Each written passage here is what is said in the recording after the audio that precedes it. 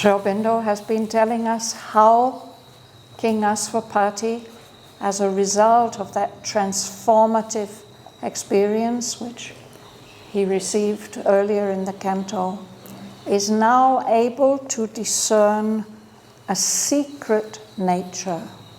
That's not this prakriti, this earthly surface nature that we see, that we think of as nature. It's also not the divine nature. It's something secret in between. And he will learn more about it.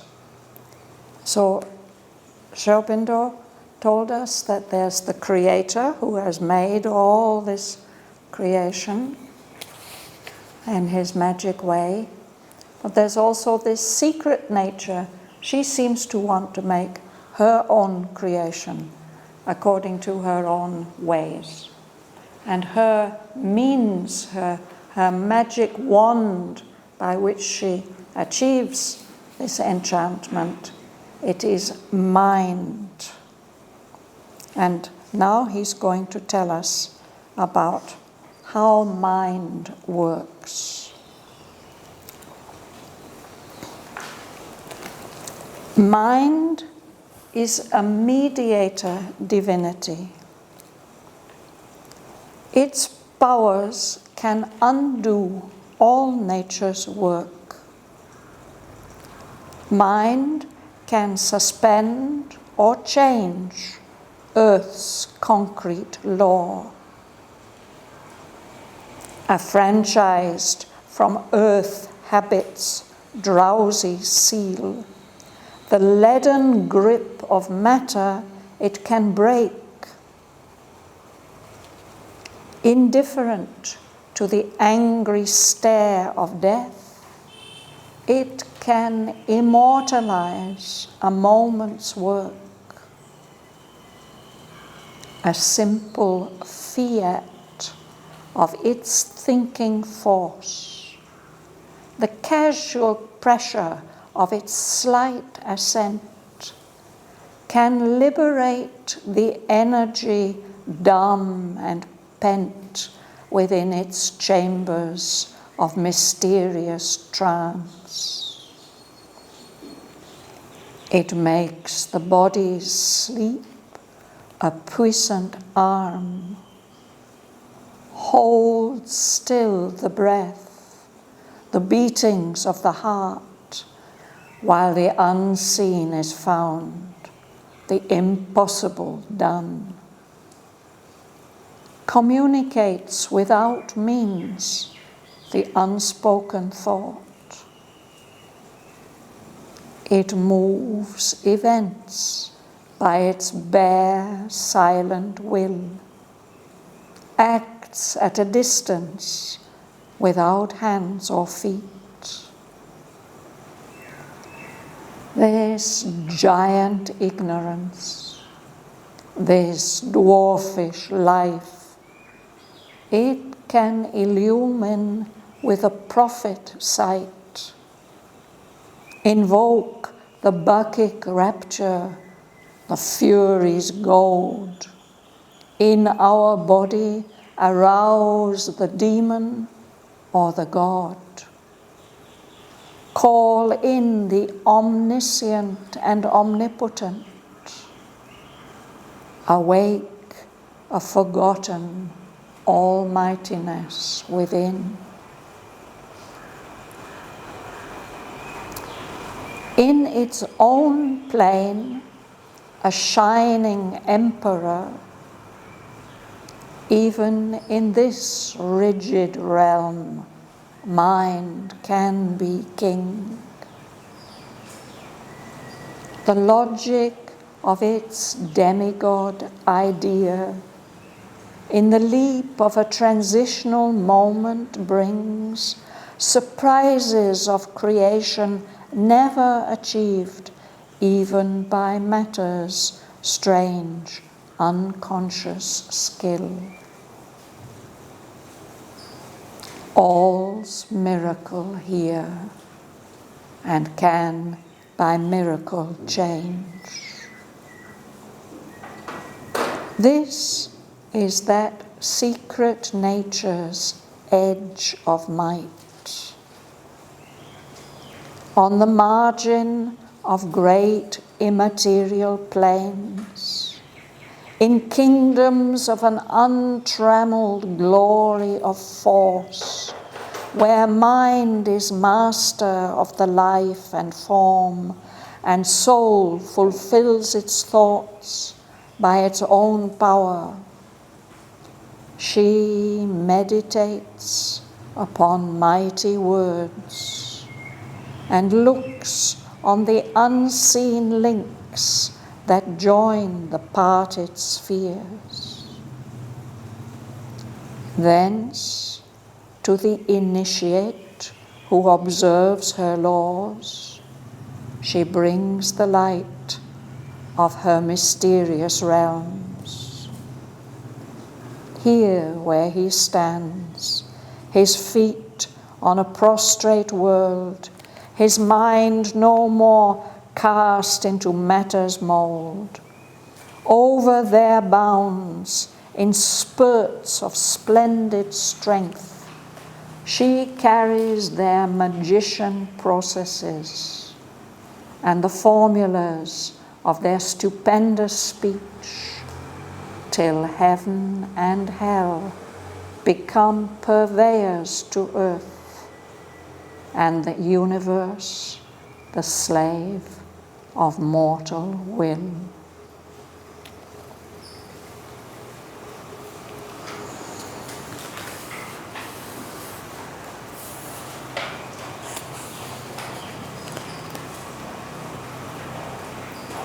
You like to start? We go back to line 381 and just read one sentence. Mind is a mediator divinity. Its powers can undo all nature's work. Mind can suspend and change Earth's concrete law.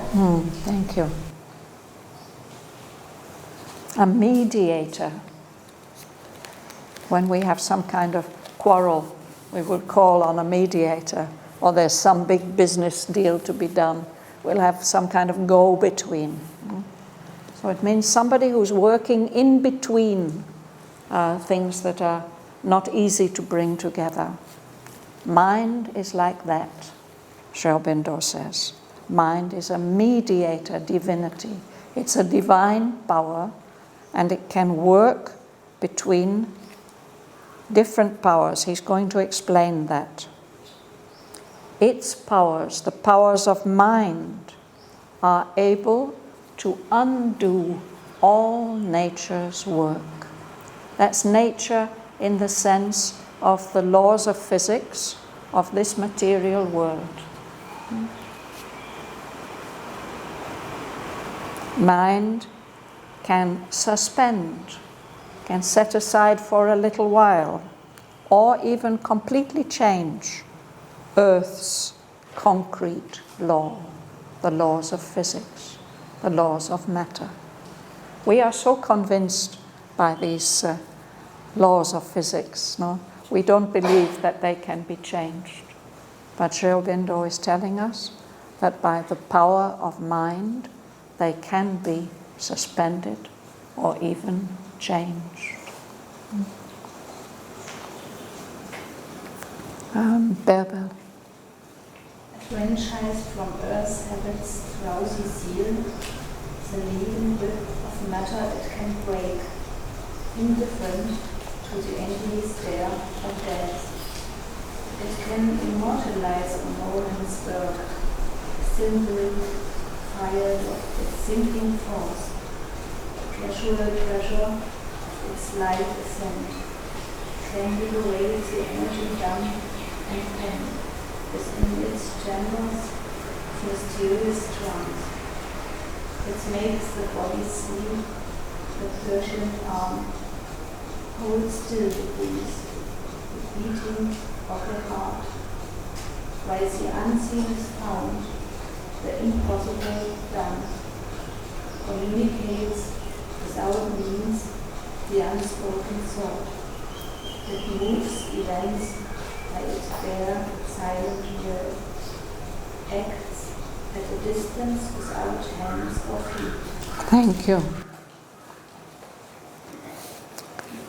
So if mind is affranchised, if it's set free, liberated from earth habit's drowsy seal,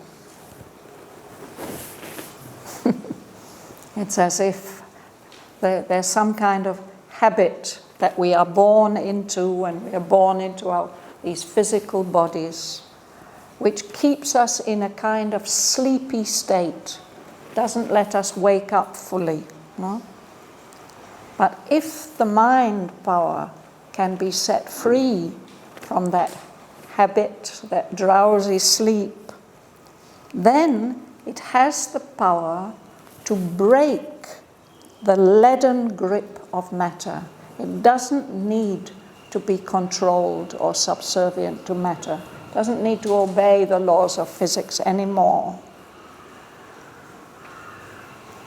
Mind can be indifferent to the angry stare of death, because death is something that happens to physical bodies. They deteriorate and they decay and they dissolve. Then the soul or the inner consciousness has to leave that body, that material body. But mind is not like that. Mind can move from body to body. And because it is free of that leaden grip of matter, he says, it can immortalize a moment's work. In a minute, the mind can achieve something that will never die, whose consequences will last and last and last. A simple fiat of its thinking force. This word fiat is from Latin, and it means let it be. The Sanskrit alternative is tathastu. Yes. So if the mind says tathastu, fiat, let it be like that, if the mind's thinking force can make that command, or even if it only gives a casual pressure of its slight assent, it just like that, without too much intention, just says, okay, let it be like that. The casual pressure of its slight assent can liberate, can set free the energy, the dumb energy, the energy that can't express itself in words or sounds, that is pent up, imprisoned in matter, no? Within matter's chambers of mysterious trance. All matter is actually packed full of energy. No? It is energy compressed, energy in a state of dense concentration. That's what matter is. So the mind can liberate that imprisoned energy. The power of mind can make use of the sleep of the physical body as a tool, a puissant arm, a powerful weapon even. No? It can hold still the breath and the beatings of the heart, while the unseen is found, while the mind, the consciousness goes exploring and finds invisible things or does impossible things, things that wouldn't be possible to the waking body. It can communicate, the mind power can communicate without any telephones or internets or wireless or anything, communicates without means. The unspoken thought, the word that hasn't been put into words, not written down, but it can be communicated directly from mind to mind or transmitted by a mind to some other receptor. No? It moves events by its bare, silent will. The adept can sit silently in his room and know what is going on in different parts of the world and send out his mind force, his will, and change the course of events. It can act at a distance, doesn't need to use the body, doesn't need to use hands or feet.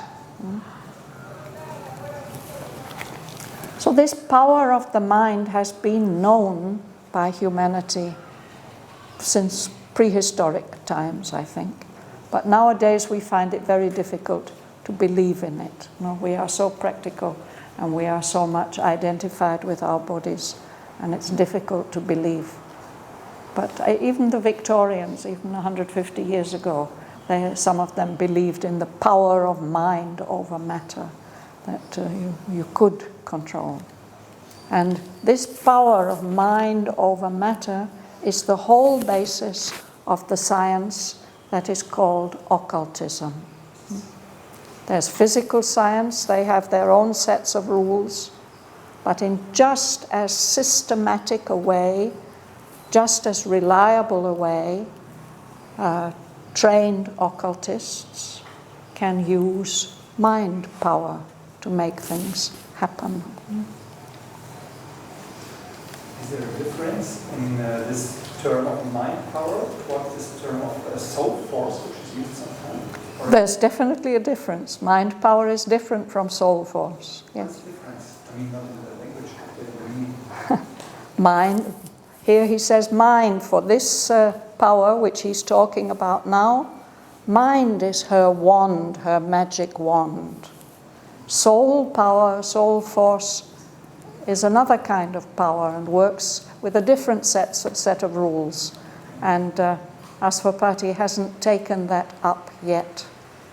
But now he's meeting this power which is lies behind the science of occultism. It's a mediator divinity between the physical and the soul. It operates in the space in between, the consciousness in between. I have a view, can I share? Sorry? I have a view on this perspective, can I share?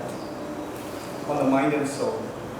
Sorry, I'm not hearing you properly. Can I share the view, what I got? Yes, please. Is my understanding, if my understanding is correct. Mind is a creative being. And while soul is a tool to illuminate the mind with the knowledge from the ignorance. So it is a creative tool which creates the existence, a conscious existence, mind, through mind, where soul will act as a radiance like a diamond, like illuminating the mind by giving the knowledge necessary for it, progressing from the ignorance. Yes. Soul is the primary force. Primary. And it makes use of the body, of matter, of life, and of mind. And mind is quite a good tool for the soul, so long as the soul is the master. If it doesn't allow itself to be used by the lower powers. No? And perhaps our individual soul, when it's evolving, first of all, we read it earlier, it accepts just to follow the laws of nature. But then, as it grows and develops, it develops more consciousness, more power. That's what has happened to King Asvapati. So now he's able, first of all, to be aware of this mediator divinity and what she can do. And then he will find that without him making any effort at all, she will just surrender to him.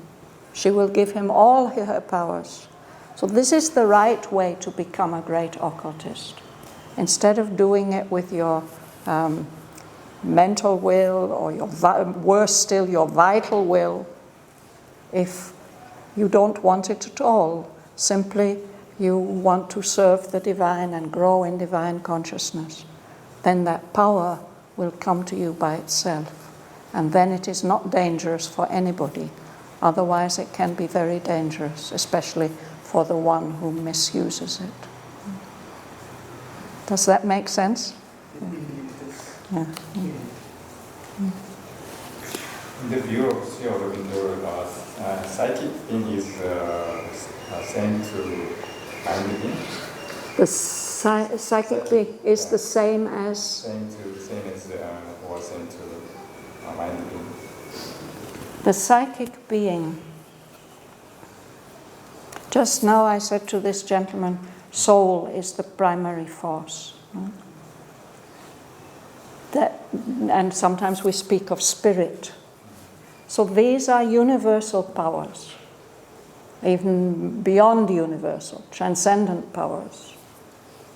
But in us, in this creation, they get individualized. So the fact that we are here now reading this book and talking to each other, there's a long history behind all this. There is time when the little divine spark, which has become now our psychic being, was just that, a tiny little spark of soul consciousness in some very primitive body that couldn't express it properly. But Sri Aurobindo tells us that in the course of physical earth evolution, the soul has been given more powers through which it can experience and grow and express itself, and eventually become master of its individual self-expression. All this is a wonderful story that has unfolded over eons, that we have started. I've told it many times, but I'll tell it again. One of Mother's disciples told her once, he said, "Mother, I had a dream, or I don't know what it was. I was lying on a beach. I was a pebble. But you and Sri Aurobindo were also there on the beach. You were also pebbles, but I could feel you near me." And Mother said, "Yes, it is true." So that blessed soul had been close to Mother and Sri Aurobindo from the very material level. And how many stages the development of more and more and more complex life forms until not so very long ago, we don't know how long ago it is, these strange animals developed this new power, this power of mind. And that's a very important step forward, Sri Aurobindo says, because that gives the soul a conscious tool for working on the future, consciously participating in this divinizing work. Before we had mind, in all the earlier stages, nature had to do all the work. We could only develop as much as nature allowed us. But now we can consciously participate in our own development and growth. And actually, that's the process we call yoga. That's what yoga is. Conscious participation in further development of ourselves as an individual. But each individual progress contributes to the progress of the human race as a whole, of the creation as a whole. Miraculous story. There's about a crab movement, a nature's movement is like crab movement in synthesis is like Sidewise, yes. But he also speaks of a spiral. So, and a spiral can seem to go down, but it's going to go up. It's like in the mountains. if you want to reach that peak over there, you may have to go through so many valleys before you get there.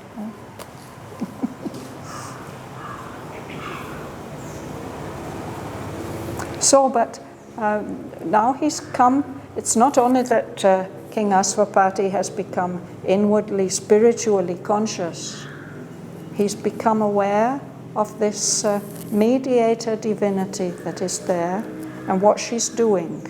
And it's rather important in the next step of the story.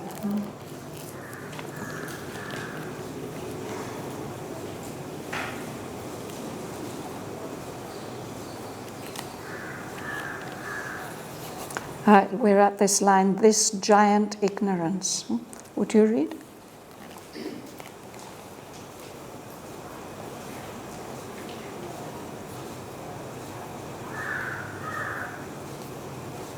It's line 398.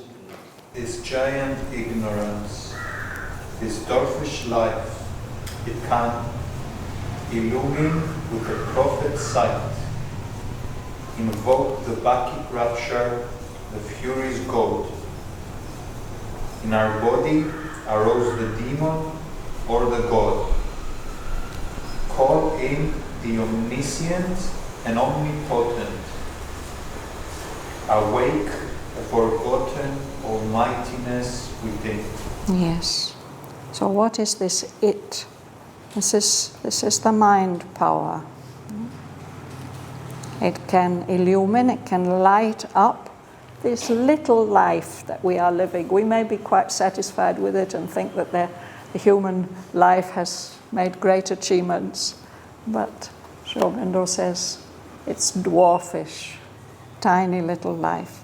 But by this power of mind, it can be illumined with a prophet sight, a sight that can see into the future, a sight that can have divine illuminations. It can invoke even contrasting things. It can call in different states of consciousness. The Bacchic rapture. This word Bacchic comes from the name of the Roman god of wine, Bacchus. But symbolically, we see artworks, old paintings of the riotous orgies of Bacchus and his worshippers. But the Bacchic rapture, it's the divine intoxication. But also the Furies' goad.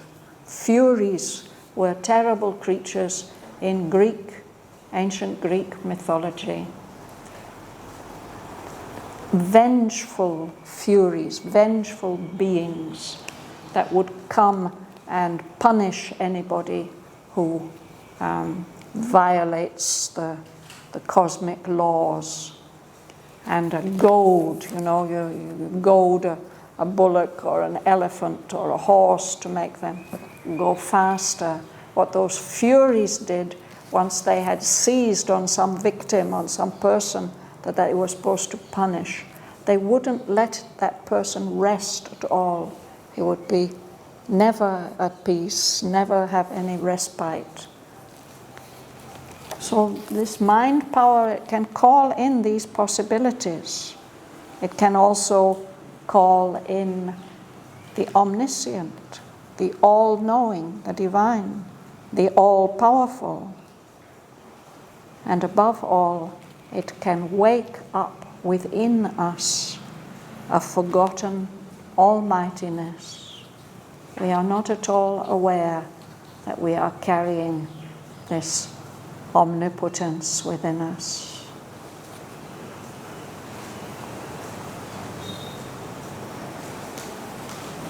So then he's going to speak more generally about mind, Kanyapan. In its own plane, a shining emperor, even in this rigid realm, mind can be king. The logic of its demigod idea, the leap of a transitional moment, brings surprises of creation never achieved even by matter's strange unconscious skill. You can read the next line also. All's miracle here, uncan by miracle change. This is one of those great lines which we can remember now. So in its own plane, on the plane of pure mind, which we will read about later, there mind is the ruler, a shining emperor. But even here in our world, in this rigid realm which is held in the grip of matter, even here, mind can be king. Mind can have power over matter.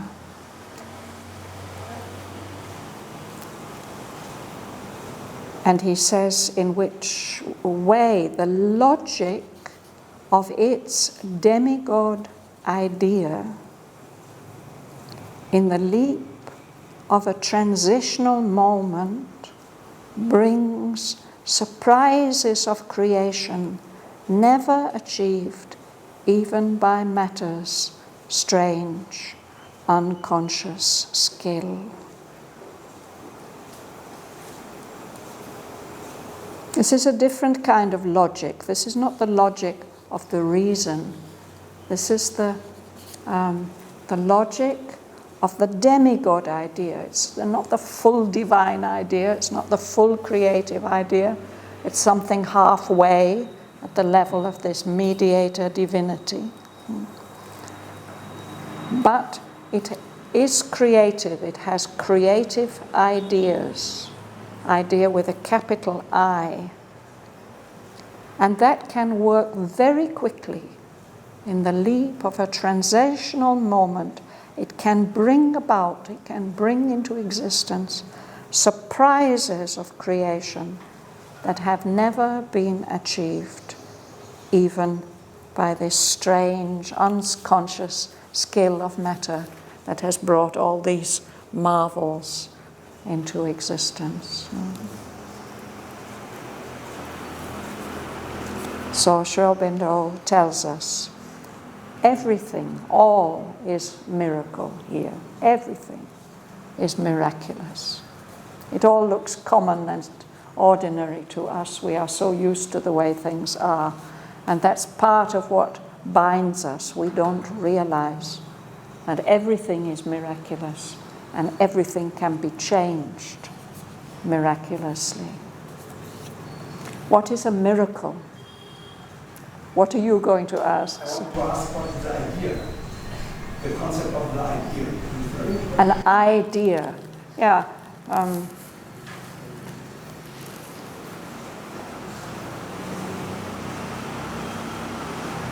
If you are a creative person,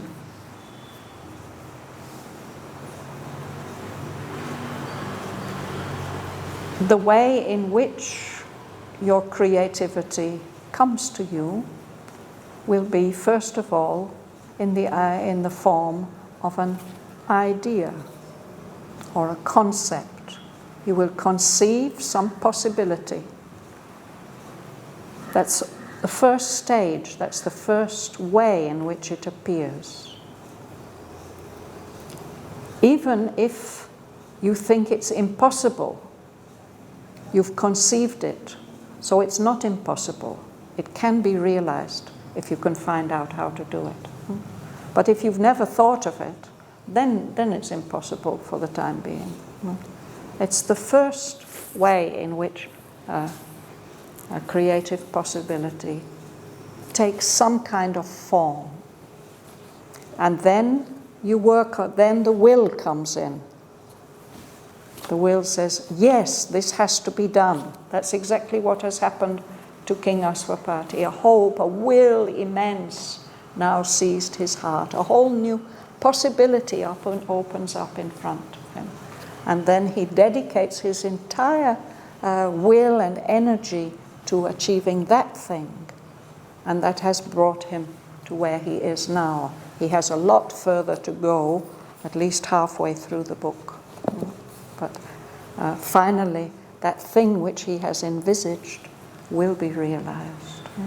Is it mainly connected to the mind level? Yes, it's the highest level of mind, I think, the idea of creation. I think I read in the Cities of Yoga, it's a supermind, also creating by outpouring ideas. Ideas with small eyes, but the supermind realm itself, it seems to be the realm of idea with capital I. Okay. But that's going into too much technicalities of philosophy at the moment. But here he's saying that this is a demigod idea. It's not the fully powerful idea of that original realm. Yes, it is a demigod idea. But still it's very powerful. It can bring about all kinds of astonishing new things. No?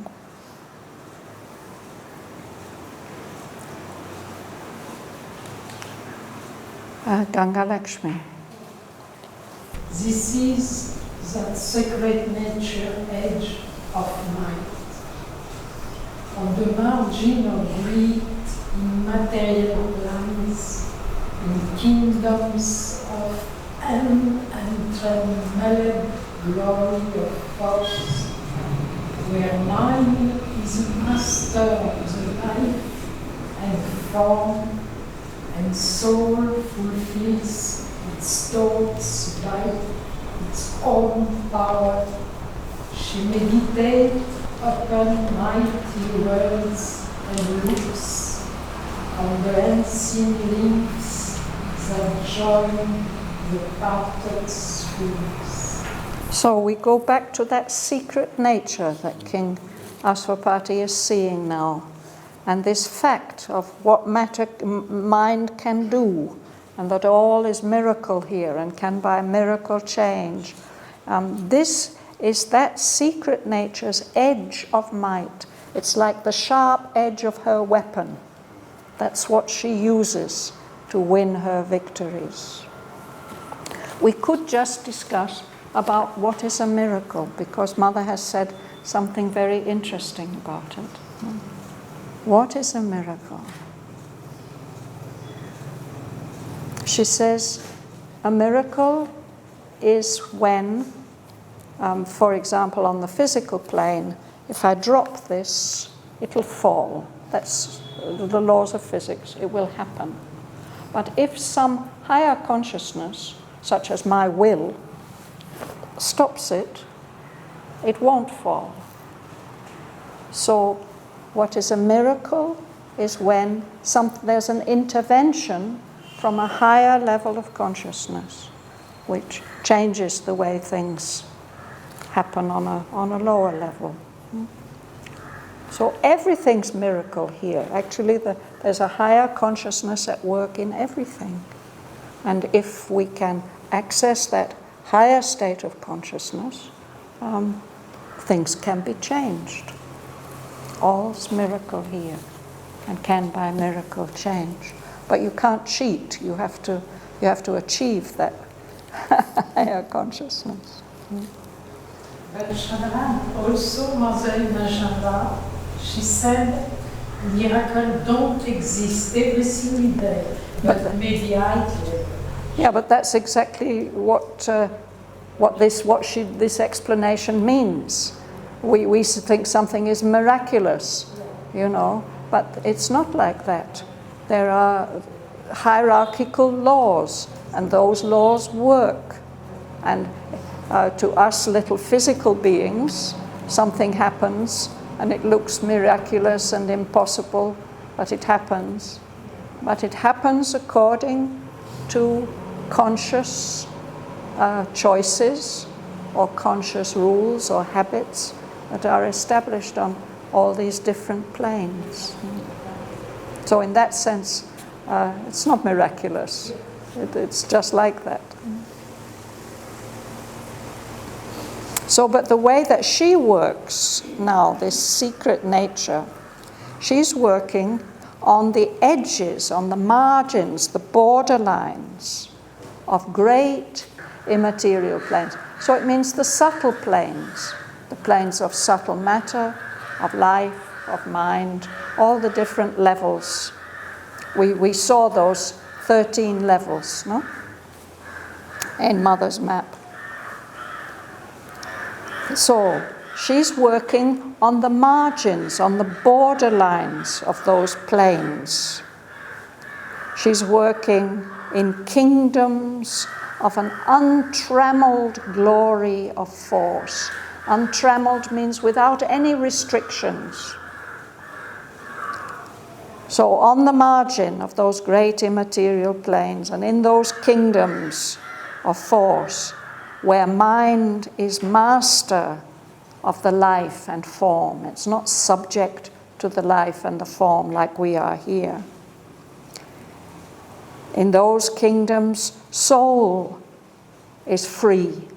It fulfills its thoughts by its own powers, directly, without having to use the intermediaries of matter and life and mind.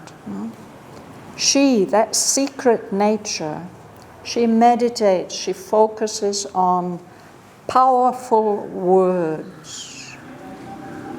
And she looks, she can see the unseen links that join the parted spheres. We can think of the lower sphere, which is the worlds we are familiar with, and the upper sphere. But perhaps all these planes are in a way spheres, perfect in themselves. They seem to be separate and have their own powers and laws, but they are linked, and she can see these links. Mighty words are they the mantras? Can you call it mantras? I suppose mantras are definitely mighty words, yes.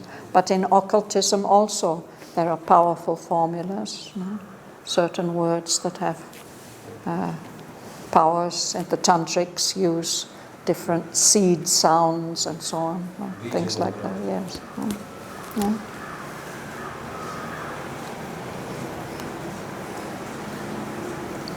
Sebastian, please.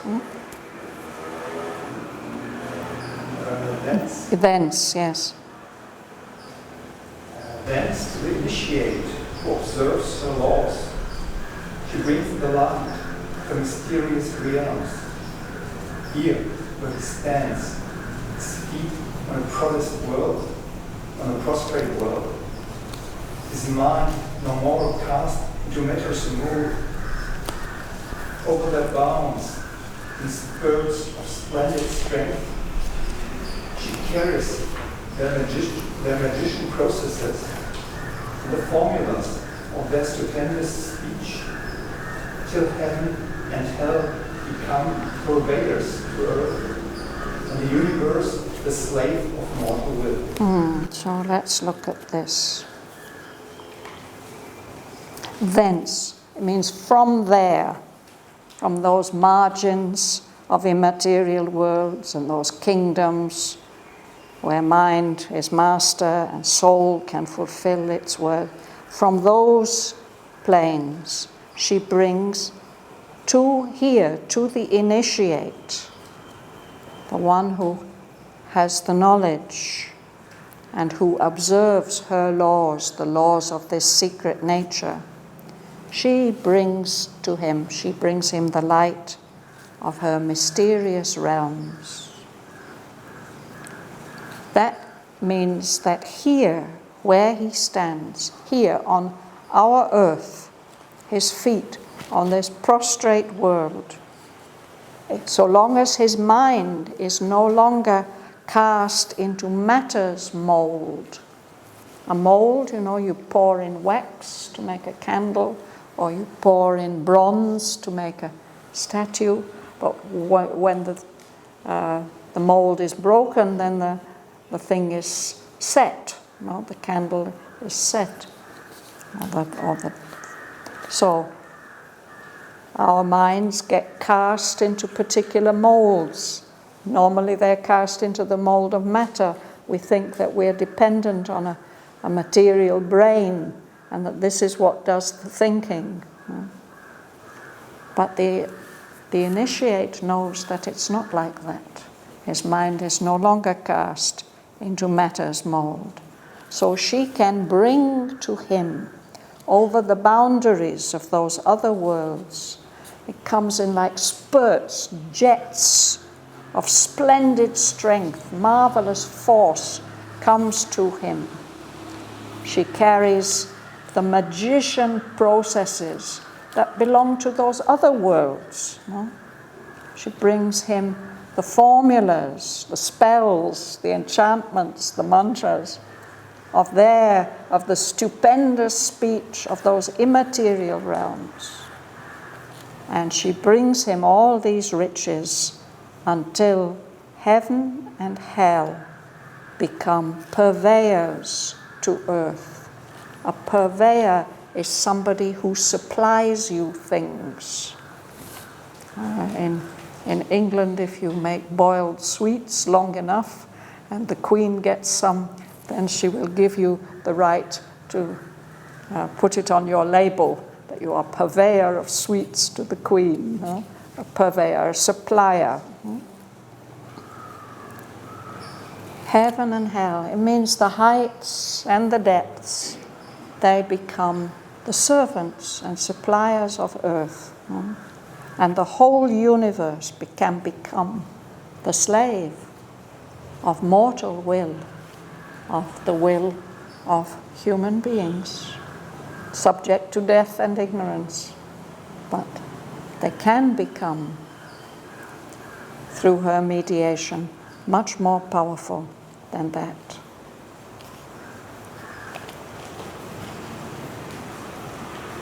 It's not easy, is it? I think we'll stop there for today.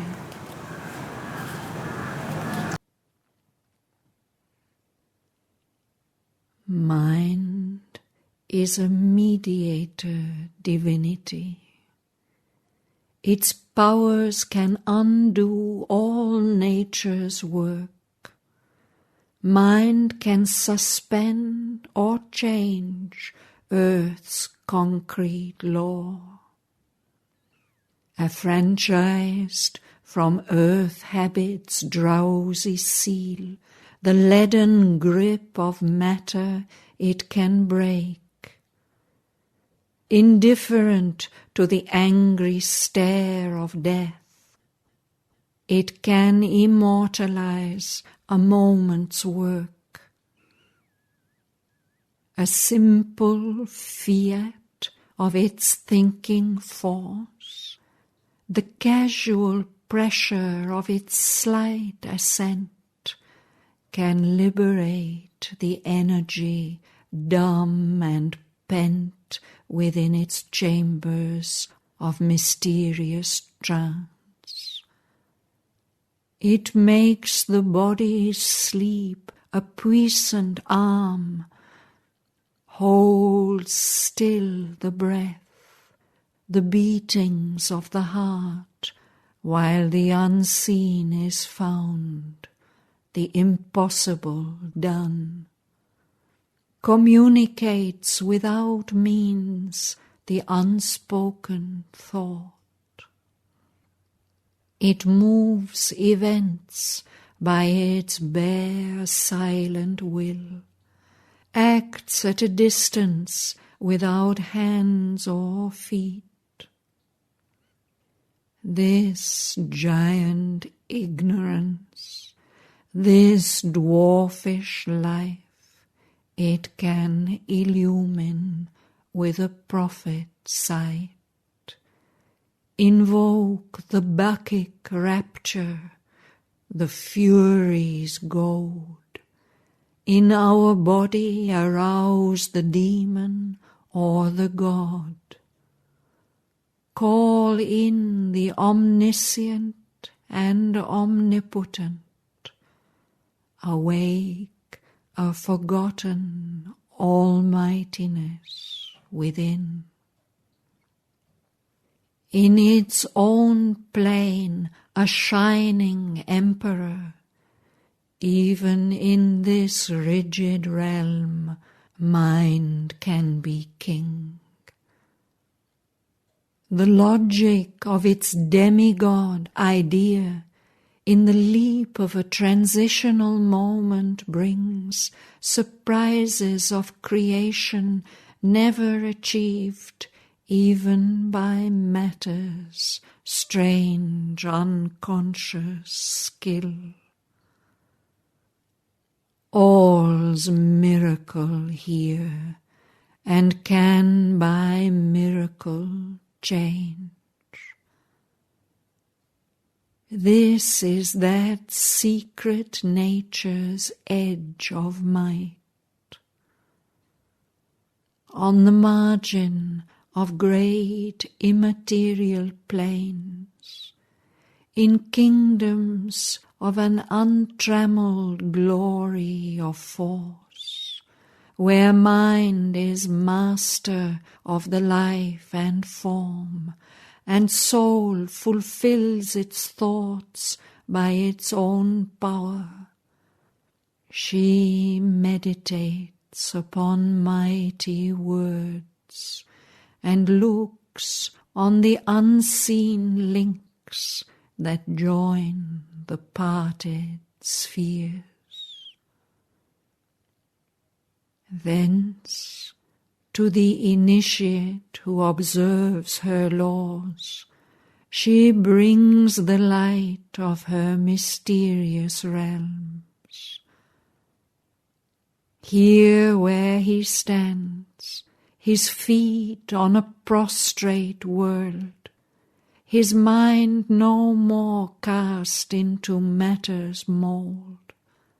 Over their bounds, in spurts of splendid strength, she carries their magician processes and the formulas of their stupendous speech, till heaven and hell become purveyors to earth, and the universe the slave of mortal will.